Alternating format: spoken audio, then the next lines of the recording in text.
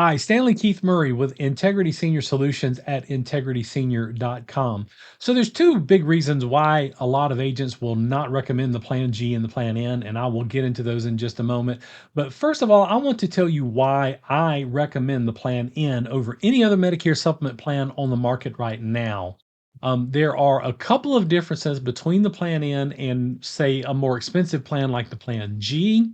And if you're willing to pay a couple of copayments out of pocket, you can really save significantly. The numbers that I ran on several zip codes across the country, there was a difference of about $27 per month between a Plan G and a Plan N just for you to pick up a couple of copayments. So if you don't go to the doctor very often, this could actually be very cost effective for you.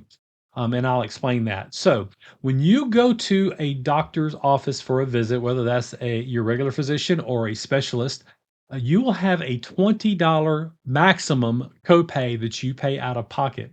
Now, a lot of times we see people pay actually less than the $20, usually $14, $15. And the way it works is depending on what your doctor is doing on the visit, they will bill Medicare for your visit. And if it is a $75 office visit, you actually pay 20% of that. So $75, 20% of that would be $15. So in that instance, your copayment would be $15 for the office visit. The most you will ever pay is $20 though. So that is the cap per office visit. The other difference between the G and the N is that if you go to the emergency room and you get treated and you are released from the emergency room, you will have a copayment of $50 for that emergency room visit. Now, if you go to the emergency room and you get admitted to the hospital, they do not charge you that $50. That's just rolled into your Part A coverage. So, those are the two major differences between the G and the N. The third difference is very small, very rarely comes into play, but you do need to know about it. And that is something called Medicare excess charges. Now, when your doctor submits that code we talked about to Medicare, everything that they do has a code associated with it, and every code has a price that's set by Medicare. If your doctor accepts the Medicare assigned prices, or they call that Medicare assignment, if they accept Medicare assignment, they will take that payment as payment in full. So even if your doctor wants to charge you $200, but Medicare says, well, we're going to pay you $100 for this, your doctor takes the $100 as payment in full. Now, if your doctor does not accept Medicare assignment, which doesn't happen very often, more than 96% of doctors in America do receive or do participate in Medicare assignment, and that's according to the Kaiser Family Foundation. The latest report that we had from them was over 96%. And one way to find out is just to call your doctor's office and say, hey, do you guys accept Medicare assignment? It's pretty simple. And so most of the time they're going to. But even if your doctor doesn't, it's not as big of a deal as it sounds like. So what happens is if your doctor does not accept Medicare assignment, they can only charge you 15% above the Medicare assigned price for that procedure, whatever that may be. Now, the other thing that comes into play is that if your doctor does not accept assignment, they make actually 5% less than a doctor who does accept assignment. So, to give you an example, I'm going to use a good round number of $100 to kind of help you understand this. So, if you go and have a visit and the doctor's office, the visit is $100. If it is a doctor who participates in the Medicare assignment, they're going to get a $100 reimbursement from Medicare.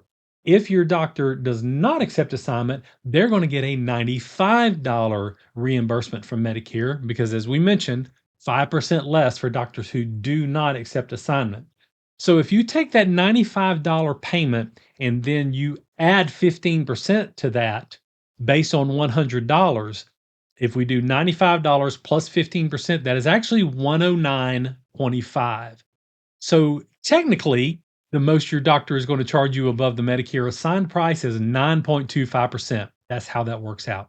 Now, the big number to be concerned about with excess charges is that a few years ago, we got something that was sent out to all the agents from Aetna. Everybody who was contracted with Aetna got this.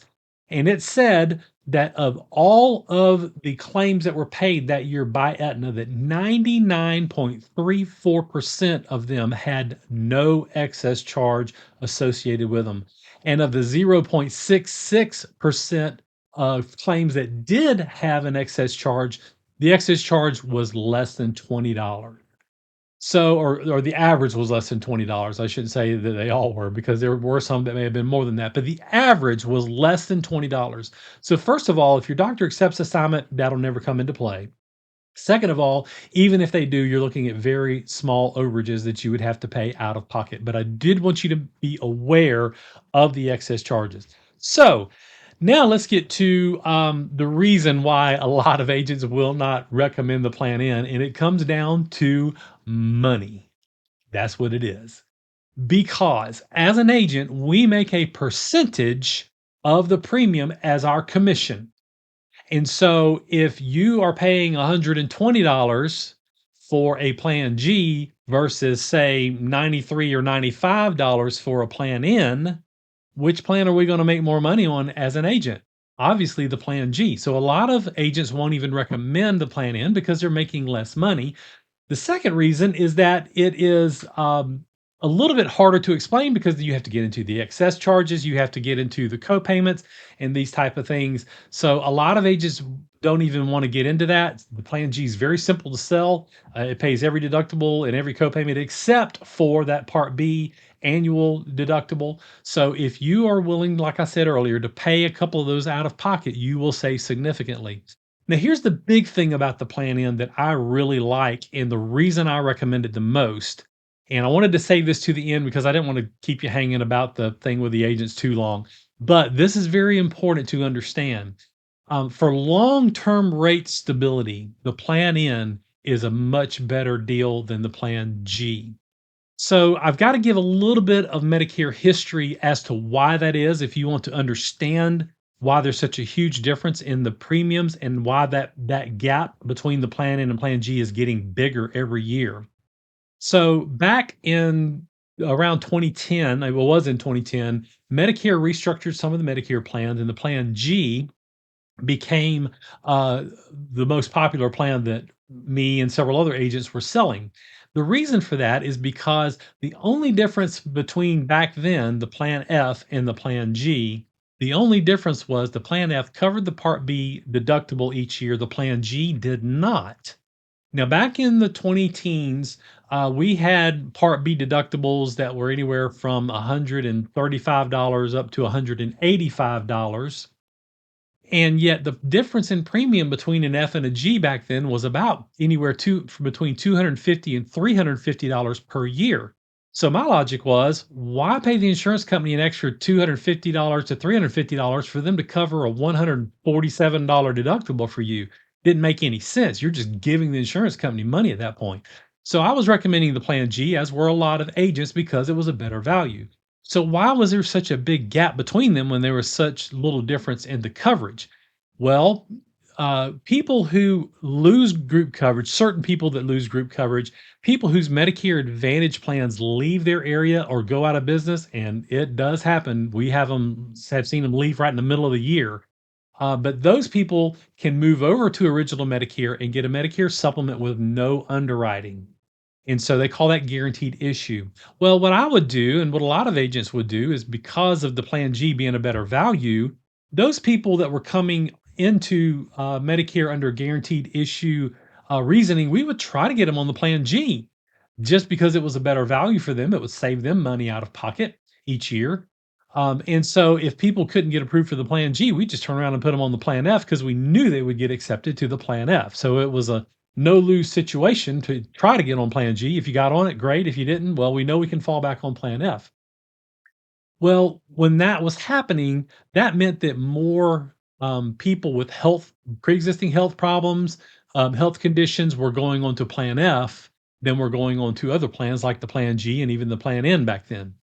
And so back in 2015 to 2018, the last time I did a comparison with the F and the G as far as their rate increases, we were seeing an average of about 4 to 4.5% annual rate increases on the Plan G across companies, about a 9% rate increase on the Plan F across all the companies out there. In 2015, Congress passed the MACRA, which stands for the Medicare Access and Chip Reauthorization Act. It was signed by President Obama and went into law in 2015. But what it did was it set a hard date of January the 1st, 2020, concerning Medicare Plan F and Plan C. Anybody who was eligible for Medicare after January the 1st, 2020 would no longer be able to enroll in a Plan F or a Plan C. One of the things they wanted to do is what they said was have people to have skin in the game, so that if you had a little cough or cold, you didn't just run down to the emergency room because you didn't have to pay a deductible or anything out of pocket. You could just go get it looked at. So they took the Plan F and the Plan C away. Both of those covered the Part B annual deductible.